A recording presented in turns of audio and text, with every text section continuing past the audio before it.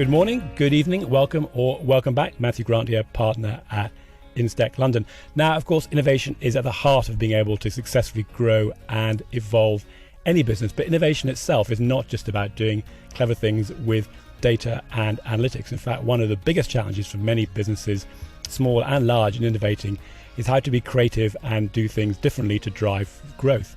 Well, this week I'm having a fascinating discussion with Raj and Katie, who both work in insurance, but they are also the host of the Risky Mix podcast, and they talk to guests who are doing things slightly differently, bringing a different perspective to the industry, using their own creativity and looking at ways that diversity, inclusion, and maybe even a little bit of disruption can shake up the status quo. I think you're going to enjoy this one.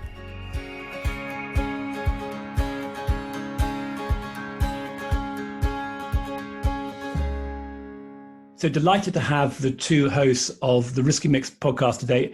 It's always a exciting discussion to have with other people who host podcasts, and I always learn an awful lot from them. So very much, Katie and Raj, looking forward, I should say, to talking to you today. So quick bit of background. So Katie, you trained as an actuary, you worked at Swiss Re, then Vitality UK, and now you've got your own consulting business helping people with actuarial problems. Raj, you are now head of insurance products at Simply Business, and you also spent some time at Vitality UK. So I'm guessing that's where the two of you met, but very glad to welcome you to the InsTech London podcast. Thank you for having us. Delighted to be here. Great. Well, one of my questions to both of you, actually, just to bring this one right up front, is having listened to a number of your episodes, I'm really impressed about how you decide who is going to ask the questions.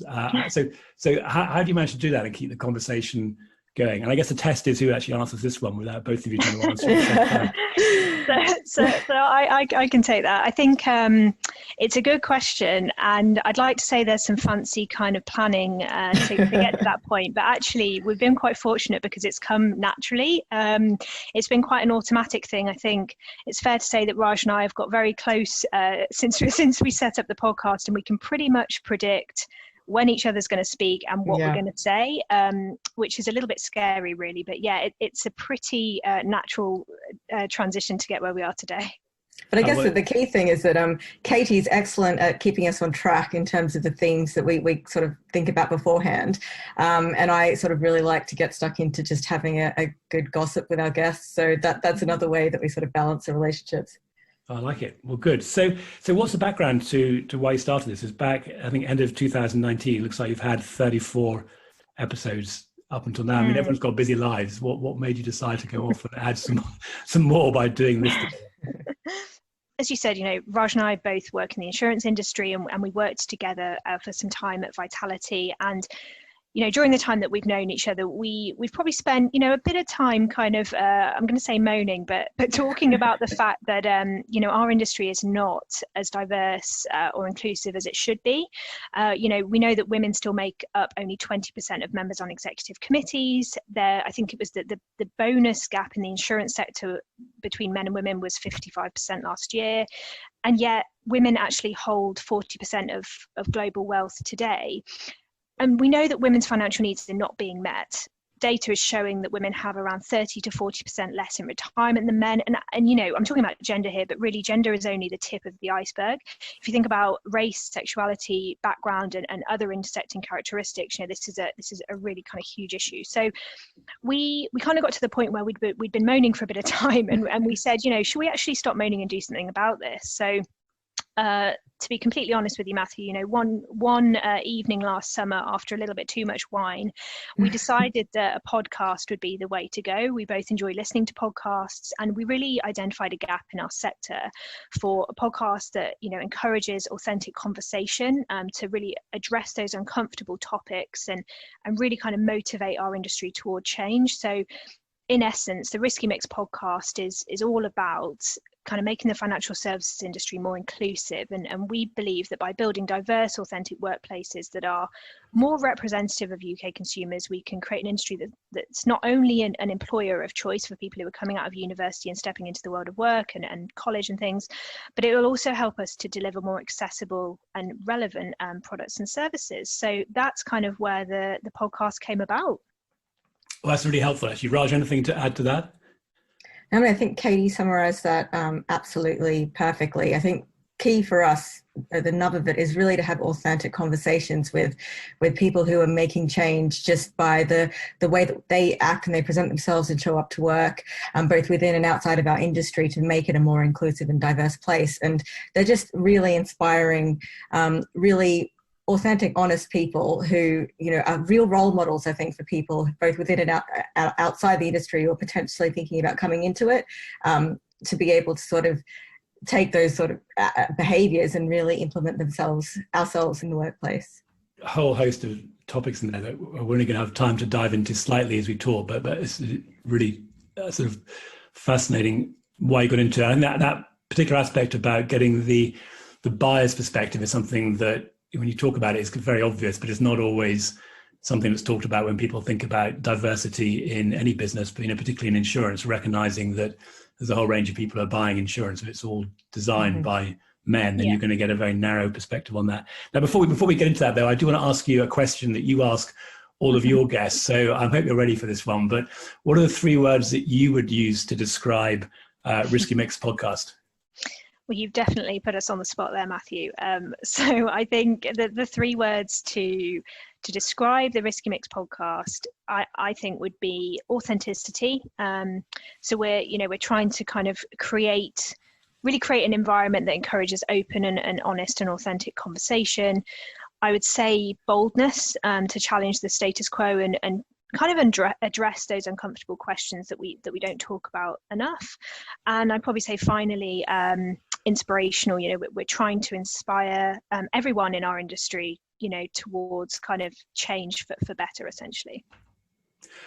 Well, it prompts another question that I'm not going to ask you right now, but I'm just going to ask you and let you in the background think about it. But who would be the most bold and challenging person you'd like to get on the podcast to talk to, who you could really ask some tough questions to, and really challenge them? So don't answer that now. I'm going to come back to that later on, but maybe just noodle on it in the background. But let's talk about this issue about diversity.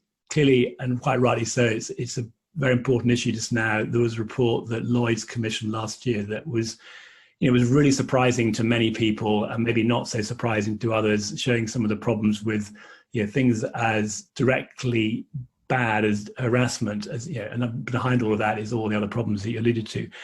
Do you think insurance has got sort of problems that are differentiating itself from the other professional services industry? Something unique about insurance, or is this just symptomatic across professional financial services generally? I think, just generally speaking, professional services has been very male dominated.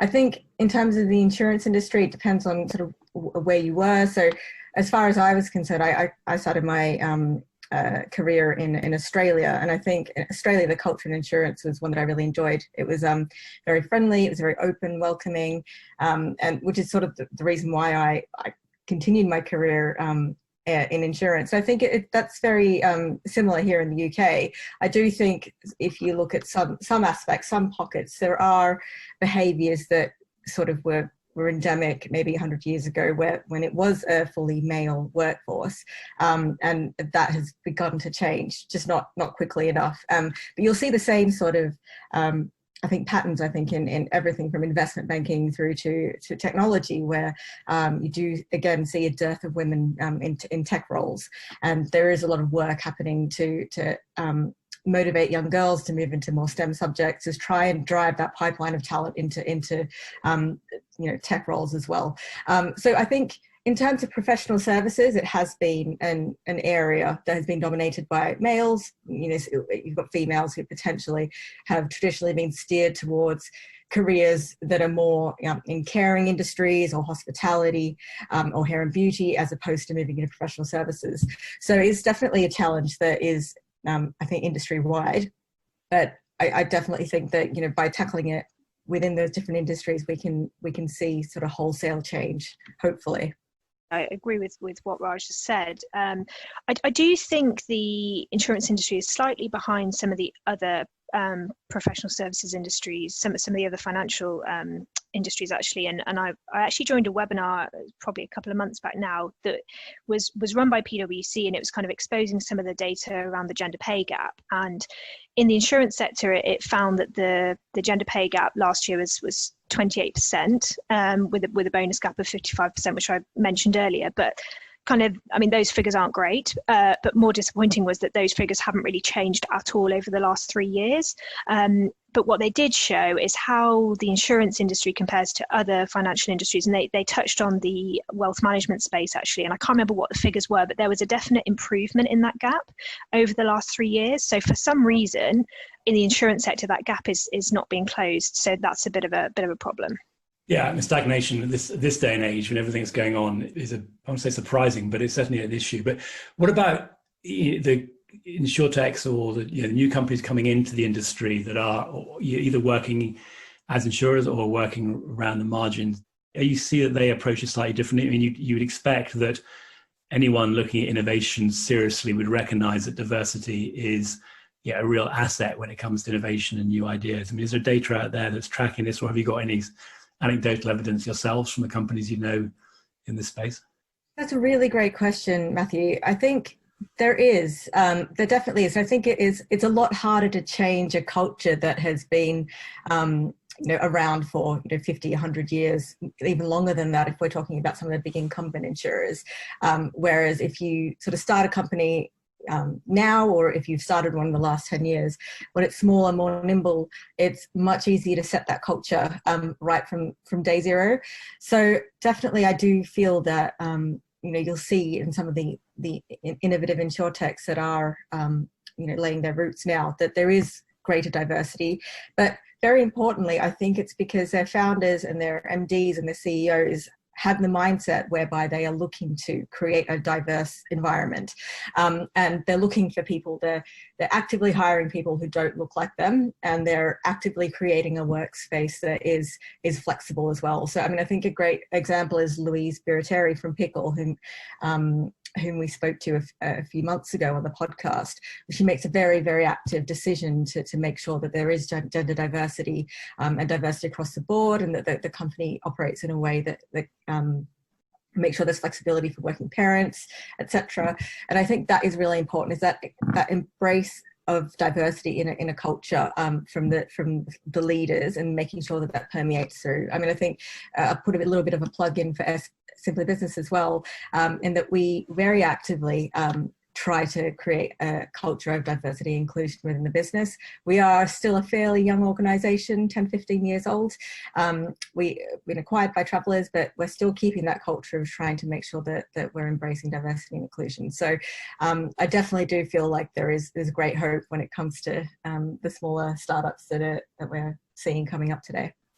Yeah, and for anybody that doesn't know Simply Business, you were, and I think still are, something of a poster child for how a new company can get acquired by a large organization, probably until Lemonade turned up, but certainly that was a very high valued acquisition. I mean, so it's a great sort of market for other people. But just actually to Raj, talking about another one of your guests, so recently you had Carol Green, who's head of AXA Next Lab. Yes. And you were interviewing her. One of the things that she said in that, which I mean, I definitely recommend that to anybody. It was a great discussion, and actually it does exemplify what you said about challenging and bold. Because one of her comments was about this point about positive discrimination, which I think is touching on what you said with Pickle. And she was saying that actually she gets a bit annoyed with people, or I guess it's women specifically, or other sort of minorities who are against positive discrimination when it comes to hiring. It's a very sensitive topic, and there are arguments on both sides, but what is your view on that? Is it actually doing a favor, or is it a disservice to actually start to introduce positive discrimination? I don't actually mean from a regulatory point of view, but I mean more from a sort of executive team, management team perspective on who they go and look to hire. Yeah, again, another great question. And I think, positive discrimination isn't an ideal solution. I think it's definitely a disappointment that it needs to exist, but I do think it does need to exist, because until we've got representation across the board within the organisation, particularly at higher levels, we're not going to get that move towards a more diverse and inclusive workforce quickly enough. And I think if we don't allow for positive discrimination, we're not necessarily balancing against what is quite ingrained unconscious bias within hiring decisions, because we'll just automatically fall into those sort of heuristics when we hire, which is we're looking for people who are like us and people whom we like. So I think we need to make it a much more conscious decision to hire diversity, to make sure that at some point, we'll get to a point where we won't need to be making those decisions because they'll be happening intuitively. They'll be happening just because, you know, everybody's looking for someone who's bringing something new to the table. So, yeah, definitely a sensitive topic. And I think it's something that needs to be managed, you know, with respect, and it needs to be communicated clearly in terms of the benefits for diversity and how positive discrimination leads us towards that more diverse workforce. But definitely at the moment, something I think that still needs to be looked at as a solution. I think, as you said, it's a philosophy about the way you look at these things. Yeah. Now, you know, from our point of view with InsTech London, we are now building a business. It's always hard to make choices that mean you don't get, you know, the best person for the role if you're a very small business. But then the flip side to it is that you do get that diversity in there. You know, I'm glad to say that in terms of our employees who we're working with, I think we've actually got more of a female balance, or at least certainly we're 50-50 in terms of who we're employing, certainly in terms of male, female. Just want to come to another question, just looking at what's happened in the last few months as people have been working from home. You know, we've heard a lot about the fact that that's opened everyone's eyes to the potential to work digitally, that I think companies realize they can trust people a lot more now to work remotely. It must also have had quite a big difference though in terms of, I mean, two things. One is the ability of families to rebalance the work-life balance between work and what they're doing at home. And I think also for men to realize that they can actually do more of that and contribute to that work-life balance without feeling that they too have to be in the office, because that sort of, you know, the pressure in the past just to be present has been there. And actually, so you'd think on the surface that would start to make quite a big change. But have you seen any specific examples of that? Yeah, I mean, it's such an interesting byproduct of this pandemic, is this rethink of the way that we work and live now. I think there have been positive aspects. I think we are finding families being able to spend more time together, being able to replace that commute time with things that are potentially more leisure or more spending time with children, or potentially thinking about new entrepreneurial ideas. So I think that is really interesting. Actually, something that we found at Simply Business is that we are seeing actually a lot of people who are coming to us first-time business startups who have come up with business ideas during this time, which I think is really quite interesting. So a bit of an arena for entrepreneurship, I think. I think that whole piece around a balance of housework between men and women during this time is also really interesting. I found that, you know, just anecdotally really speaking, even amongst my colleagues and people that we've spoken to, is that, yes, you know, men are becoming much more involved in things like homeschooling, caring for the children, housework, etc. So creating, I think, a much better base in terms of the family. There is still something to watch out for in that making sure that that balance of work is distributed equally, as opposed to you know, women having to potentially juggle more as they also take a higher load of childcare and the housework, which is sort of the traditional gender roles. But generally speaking, I think, you know, there is, despite that sort of added burden of having to homeschool children, there are benefits in terms of that family time coming together. I think the other really interesting thing is that what I mentioned slightly before, which is that time to sort of think about career shifts, what you really want to be doing, where you want to be living. So a lot of people thinking about, for example, moving out of big, you know, city centres such as London, and moving into the countryside, thinking more about spending more time at home as opposed to commuting into the office.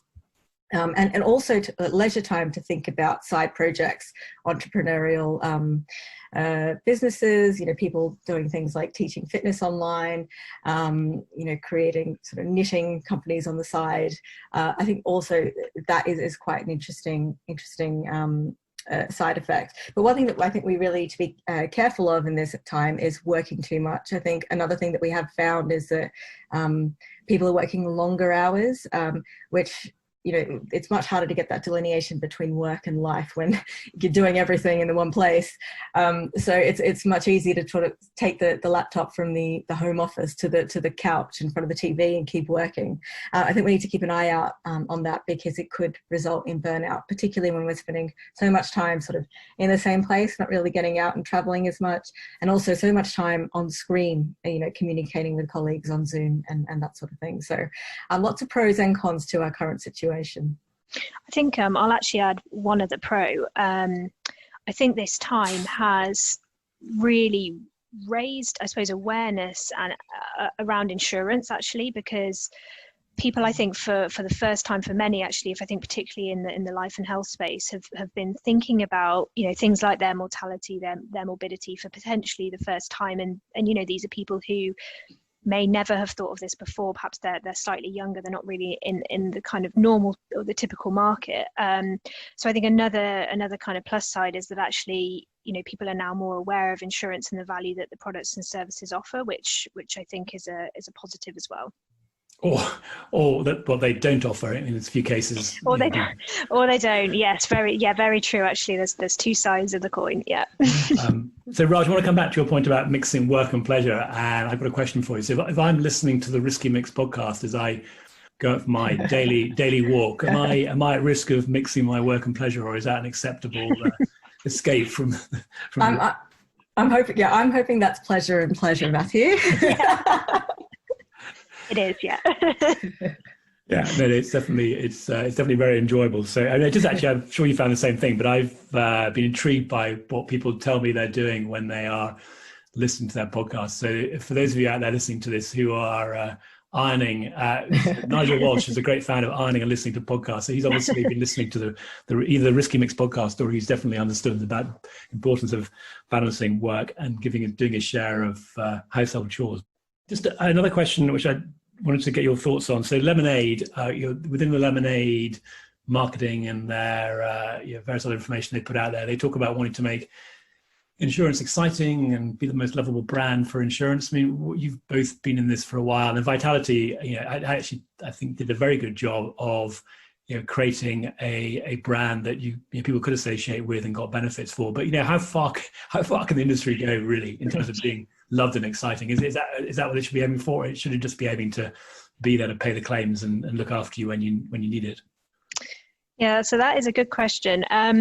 So I find insurance incredibly exciting, but I think if I didn't, I wouldn't work in the sector. And I'm really passionate about things like life and health insurance in particular, because I just think those products can absolutely transform lives, when bad things happen. And I do realise, though, that consumers who are outside of our industry do not see insurance in that way at all. And it's that those old sayings of, it's a grudge purchase and it has to be sold, not bought, and various things like that definitely are true.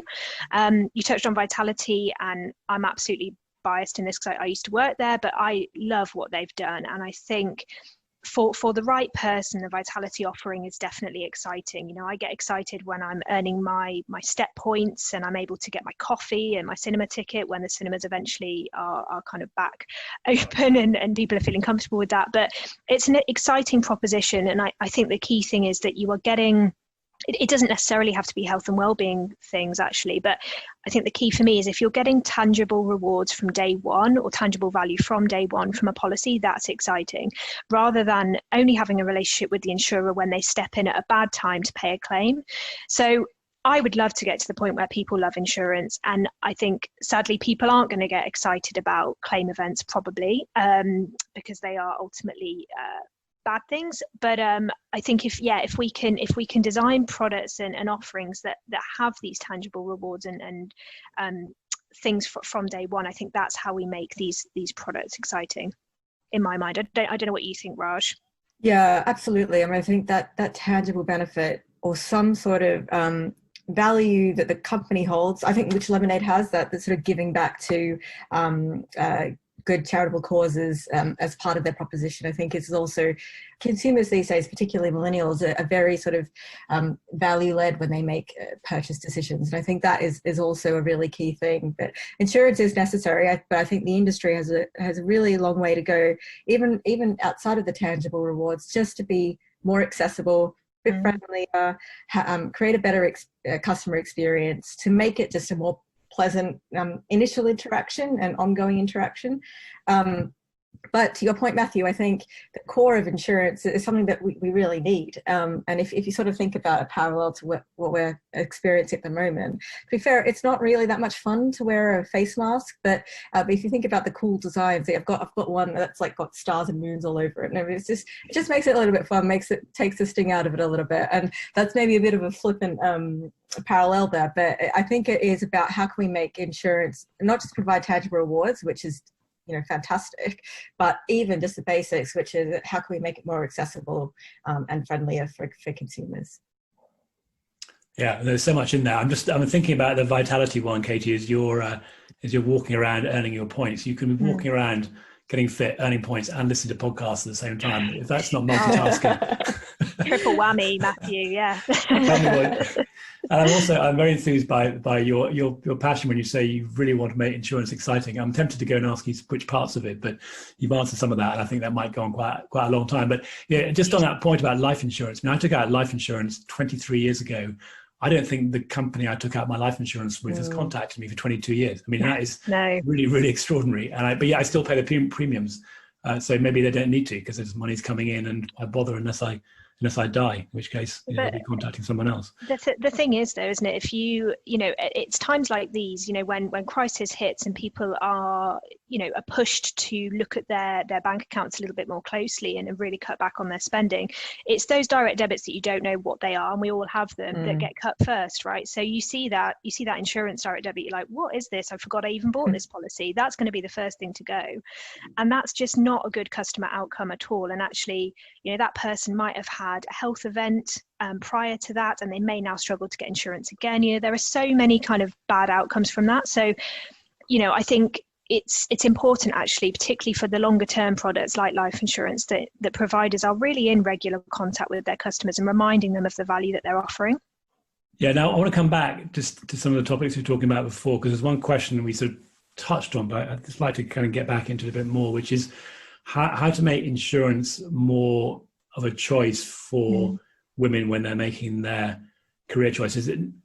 There's always risk of making generalizations things, but many of the people I know who are in traditional insurance companies got into it because they had family members who were in there. And you touched on some of this with things like doing the STEM subjects and other ways to do it. But is there a sort of shorter term way that the industry needs to develop more quickly? And actually that network effect is still pretty powerful, and obviously it doesn't have to be, or maybe shouldn't just be through the family, but is there something in there on how you kind of you build on what you've done to bring more people in, and maybe something, there's a lot of questions in there, but it's something companies can do as well to encourage more people to be coming into the industry from the outside?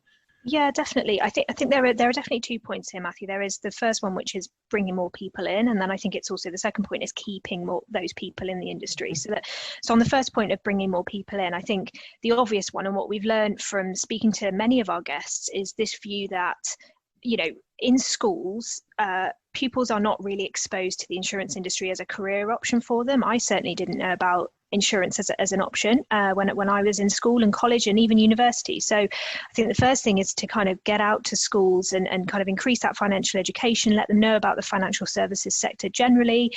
Offering things like work experience can be a huge help, because it actually gives that insider view into what we do each day. And it improves and it kind of grows that accessibility point and allows people from a range of different backgrounds to come in. I think that's important. I think more apprenticeships are a great way to get more young people in. More and more apprenticeships are being taken up because of the university fees, understandably. So I think if companies can offer those, it's a great way to get young people in from a range of backgrounds, make our industry appear to be, much more accessible than it is.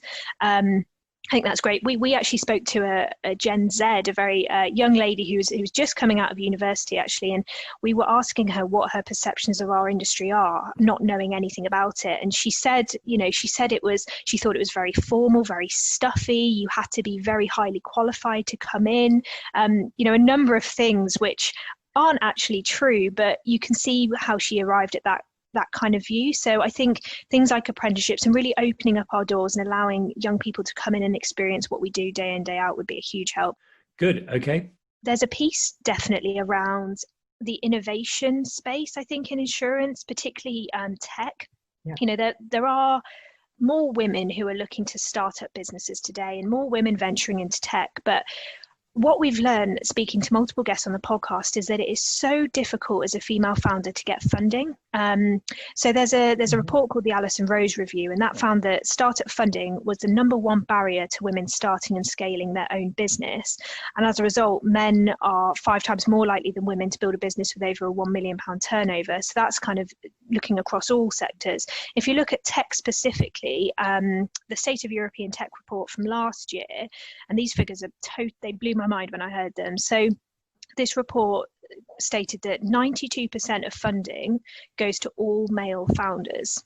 Only 8% goes to a mixture of men and women founders, and only 0.4% of funding goes to female-only founders. I mean, that is just shocking, absolutely shocking, and such a barrier and a hindrance, against innovation. And naturally, as a woman, I look at that and I think, gosh, well, how hard is that? How would I ever get funding if I did want to create a startup and scale it? That would be a huge barrier for me. So that's a big issue. So that's kind of getting people in and encouraging entry into our industry and also innovation once you're in it.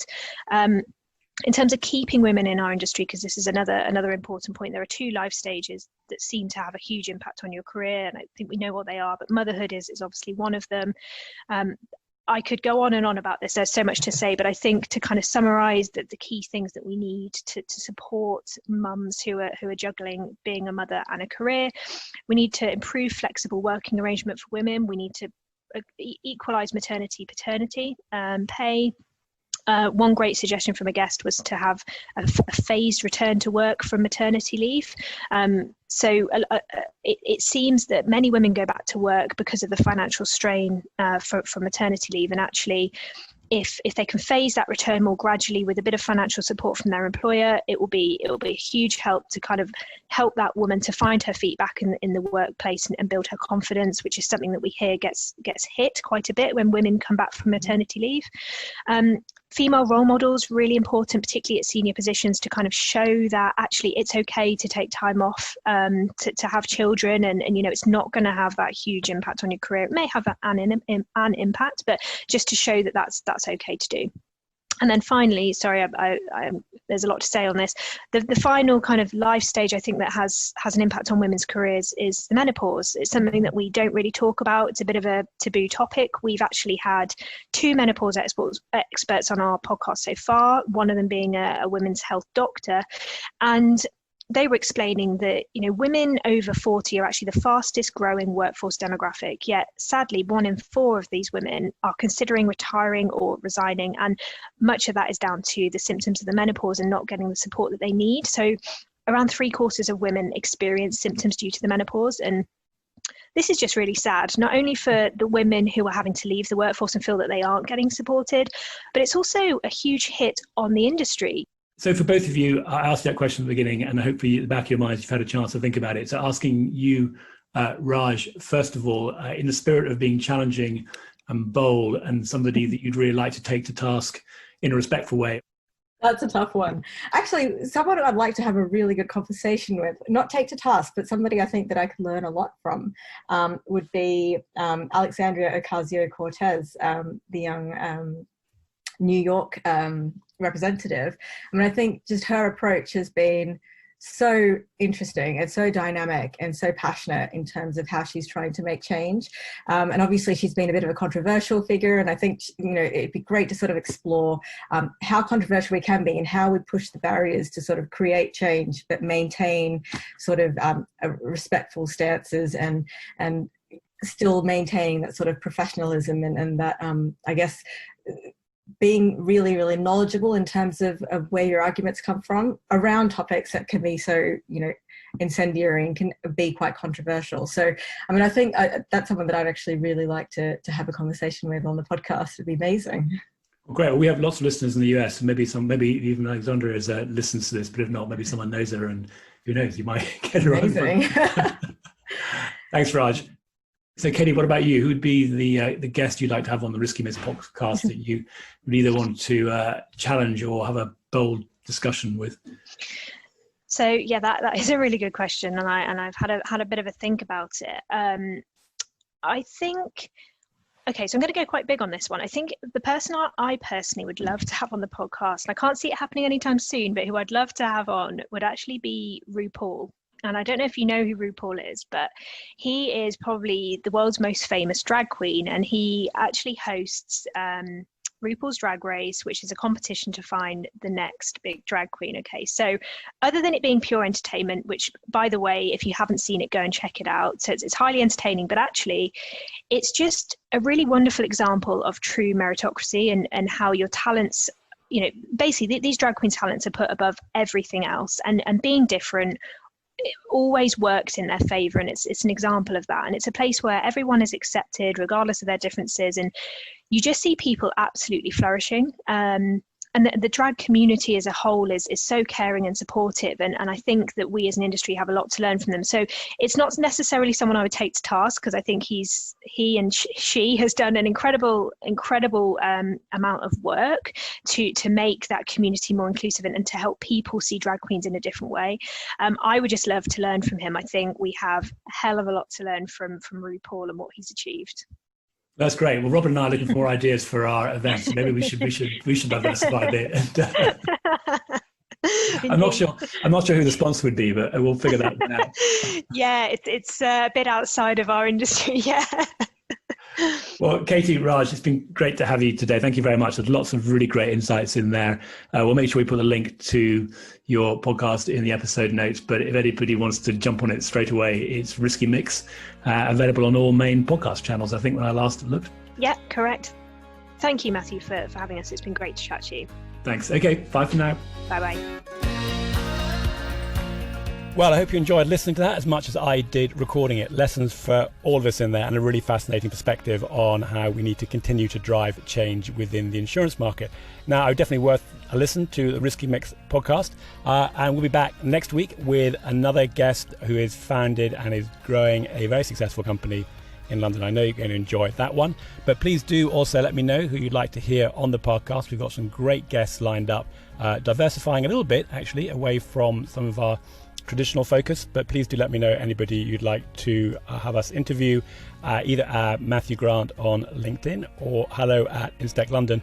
And of course, you can find out everything else we're up to at www.instech.london. Stay cool.